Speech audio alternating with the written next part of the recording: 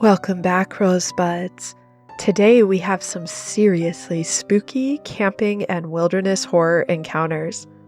We have 4 total stories, where 3 of them are true and 1 of them is an imposter fictional piece. Our series, Ghost Tales to Tell in the Dark, are just like that old 90s show, Beyond Belief, Fact or Fiction. So have fun guessing which ones are allegedly true and which one is the fake. Make sure to listen all the way to the end, where I will reveal the imposter story. With that, let's dive into our 4 spooky camping tales to tell in the dark. Story number 1. Whales in the forest? My brother and I have spent countless hours in the woods together. From building forts and BMX tracks to LARPing and hunting, we have done it all. Since 2016, we've traveled across the U.S. exploring caves, canyons, cliff diving, mountain biking, camping, and hunting various animals such as whitetail, mule deer, and wild boar whenever we get the time off. I think it's important to add that there's nothing to fear or anything I wouldn't do when I have my brother by my side. However, this time was different, and we both felt it. We've had many adventures and stories to tell, but this experience left a lingering stain on my memory. In 2019, we were both in our mid-20s, and it was probably my 5th time hunting in the area, but the first time I brought my brother along. It's a vast public forest with a few country roads that are basically 2 tracks that stretch for miles. We made the trip up in my truck. We had 3 tents in total, 1 for each of us, and another to change in and keep our gear in. Without being long-winded, we drove through the trails for quite a while, then set up camp a couple of miles from the truck. Essentially, we were in the middle of nowhere, with the nearest main road probably 8 to 10 miles away. We arrived late at night, set up camp, and quickly fell asleep after the long trip. The next day we spent scouting and tracking, and then returned to camp for the night. We cooked, ate, had some beers, and bullshitted around. It was going great. The night was still young, but we had a long day and decided to turn in early because we had more planned for the next day and wanted to reserve our energy. Everything up until this point was normal. Most of the night was fine, but then in the early hours, I was suddenly awakened by something smacking my tent, and I heard my brother's voice whisper my name. I knew something was wrong, so I called back to him, and he immediately unzipped my tent and made his way inside. I could tell he was upset.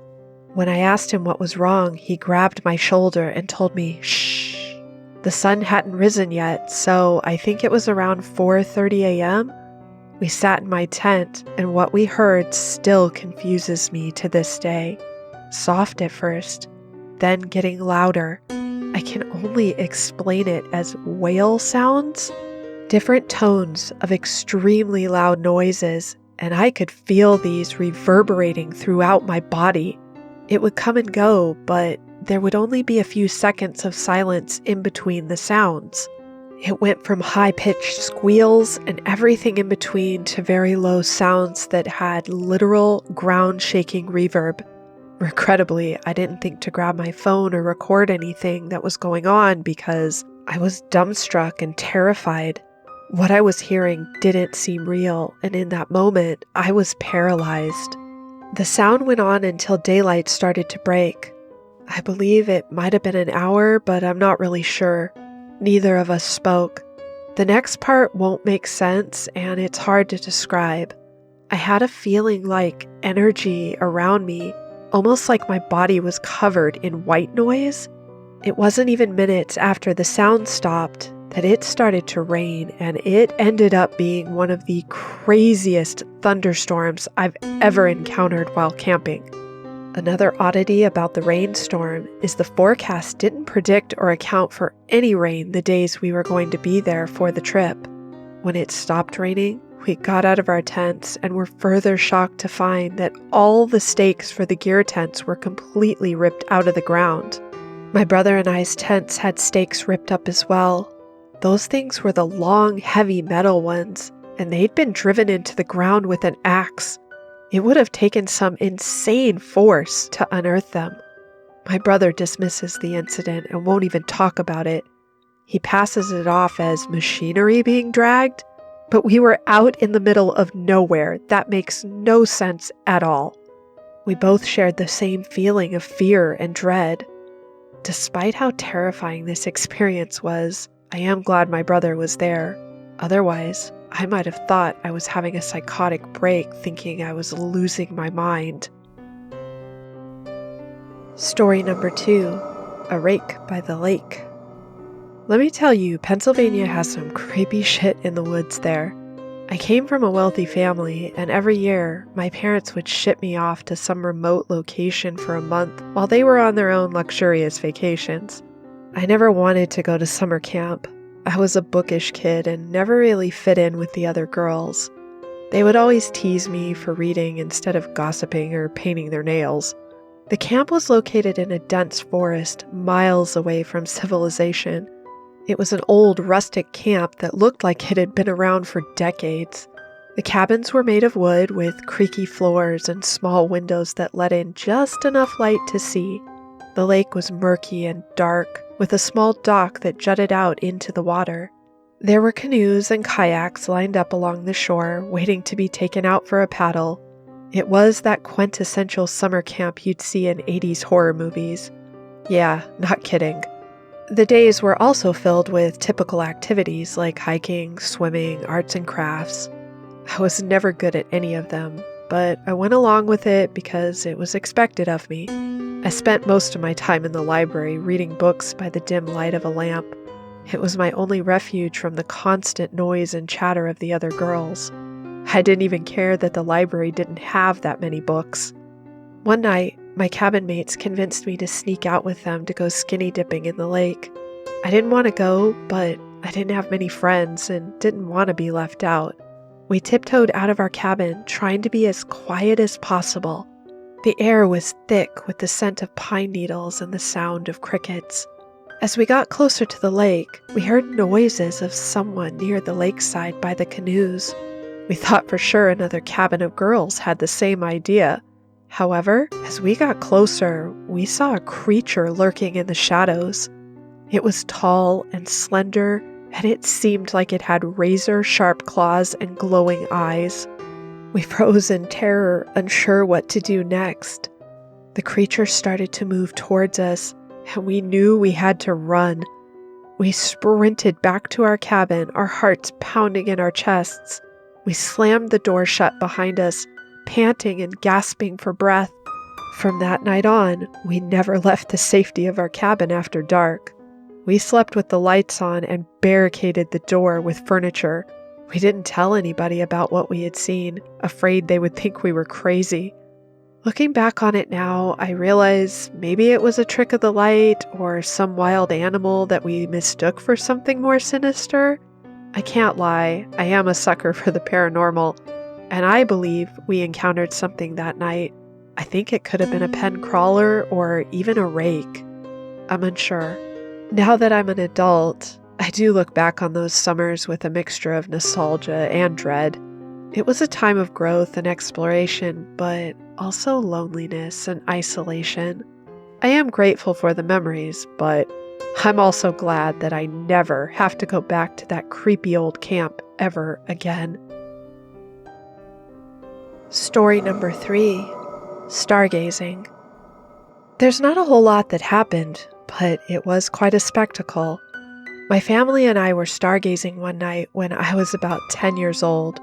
We lived in a village on a hill in farm country, and the nearest neighbor was a mile down the road in the opposite direction. We were sitting on a blanket beside the gravel driveway that made a full ring around the house. The house was nearly 80 years old, so it could have just been a haunting. All of a sudden, I saw a glare of red in my right-hand periphery. For a second, I thought it was a small fire in the field, until I turned directly at the light streaming from between the man-made tree line break. Well, fires don't burn in unwavering circles, and they don't tend to burn in 4 separate spots either. It was 2 pairs, one taller by a solid foot, or else one was crouching, but it was dark and I couldn't make out any silhouettes. They didn't move. I nudged my brother and told him to look. We were roughly 30 yards away from the lights. They were as big as dinner plates. That's what really unnerved me because nothing natural has eyes that can glow like that, and they never shifted for like 10 seconds. But it was stunning. Then we heard Dad say, "Hey, everybody get back in the house, now." And we picked up our blankets and ran. Dad didn't get closer to investigate either, so we'll never know if it was more solid or ethereal. But he knew something was wrong too. We also saw condor-like birds a few times roosting, but the beaks were black, and the face was kind of buried in the neck, so there was something odd with the wildlife out there to say the least. A family friend about 10 miles off also once spotted an actual black wolf roaming their land, but there's only supposed to be coyotes in Nebraska. Story number 4. The Man in the Forest. This is the only time I've had a threatening skin-to-skin contact experience. On June of 2019, a friend and I had planned a camping trip with our girlfriends. On the day of the trip, we packed our things in the car, set the address in the GPS, and hit the road. After 3 hours of driving and 45 minutes of hearing my friend and his girlfriend argue, we finally arrived at the camping site. As we began unloading our things, my friend's girlfriend revealed she had brought an ounce of some 420 if you get my drift, and other goodies. With the knowledge of our stash, we searched for a secluded spot to camp, which we found just before sundown. After setting up camp, we decided to eat hot dogs and indulge in our stash. While we were building a campfire to light the area, we ran out of wood, and I went to gather some more. After picking up sticks for about 2 minutes, I felt someone grab my wrist. I looked up to see a man with a blank expression and long fingernails digging into my wrist while trying to grab my other one. I turned my head to avoid seeing his distorted face and screamed for help. My friends heard me and came running. They started shouting my name and he released my wrist. I turned to look and the man had simply vanished. I ran back to my friends, meeting them halfway. They were confused, but I was like, "We need to leave now." They didn't question me. We quickly packed up our belongings and left. As we were walking back, I explained what had happened, and my friends were equally scared. I know you're probably thinking it was a hallucination, but I took a picture of my wrist immediately after the incident because there was a bruise there. It was a terrifying experience, and I still have so many questions. I wonder who the man was and what his intentions were. How did he just disappear? Was he even real? I would have thought it to be a substance hallucination, but the bruise on my wrist would contradict that. I hate to say it, but I'll likely never know. Well, Rosebuds, that brings us to the end of today's episode. Before I do the reveal for our creative fictional imposter story, we'd like to give a special shout out to one of our fans, Kevin Pruett, for sharing his story about the strange red lights while out stargazing. Thanks for letting us read your story, Kevin. I thoroughly enjoyed it. So obviously that's not the imposter fake. If you haven't already, don't forget to give us a quick thumbs up and subscribe. And also, if you enjoyed today's episode, please share it with a friend.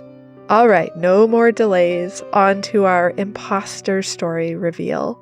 Story number 2, A Rake by the Lake, about the girl who encountered a creature at summer camp. So my inspiration here comes straight from a clue in the story. I am a huge sucker for campy 80s horror flicks that especially feature summer camps or cabins in the woods. Just thought a fun story about a nerdy little girl like me who always wanted to go to one of those there fancy summer camps would be a fun story to write. Anyway, I hope you enjoyed all of our stories today. That's a wrap. Thanks for listening, Rosebuds. Until next time, take care and stay creepy.